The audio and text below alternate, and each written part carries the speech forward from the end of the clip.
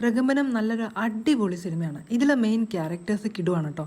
ഗണപതിക്ക് പെർഫോം ചെയ്യാൻ ഒരു നല്ല സ്പേസ് ഈ സിനിമയിൽ കിട്ടിയിട്ടുണ്ട്. And he did it well.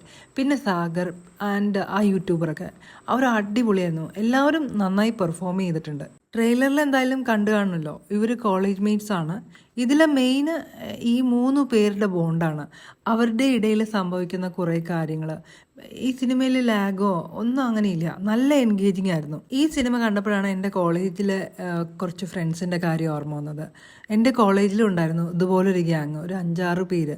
അപ്പോൾ അവർ ഈ പുറത്ത് ഒരു ഇൻഡിപെൻഡൻറ്റ് ഹൗസ് എടുത്ത് റെൻറ്റിന് താമസിക്കുമായിരുന്നു. അപ്പോൾ ഒരു ദിവസം വന്നിട്ട് അവർ പറയുമായിരുന്നു, ഞങ്ങളുടെ വീടിൻ്റെ പാലുകാച്ചിലാണ്, എല്ലാവരും പ്രാർത്ഥിക്കണം എന്നൊക്കെ പറയുന്നുണ്ടായിരുന്നു. അപ്പോൾ ഞാൻ ചോദിച്ചു, വീടിൻ്റെ പേരെന്താണെന്ന് ചോദിച്ചു.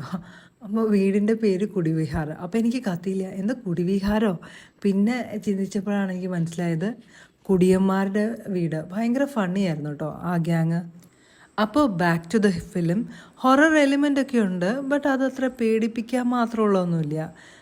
അത്യാവശ്യം ചിരിക്കാനുള്ളതൊക്കെ ഉണ്ട്. പിന്നെ എനിക്കിതിൽ സെക്കൻഡ് ഹാഫിലെ സ്റ്റോറി പ്ലിങ്ങ സ്റ്റോറി ആയ പോലെ എനിക്ക് തോന്നി. ബട്ട് ഇതൊന്നും ഈ സിനിമേനെ ബാധിക്കില്ല. ടോട്ടൽ സ്റ്റാർട്ട് ടു എൻഡ് നമുക്ക് ഒത്തിരി ഇഷ്ടപ്പെടും. നല്ലൊരു വൈബാണ്, അത്യാവശ്യം ചിരിക്കാനുള്ളതുണ്ട്. അപ്പം ധൈര്യമായിട്ട് ടിക്കറ്റ് എടുത്തോളൂ.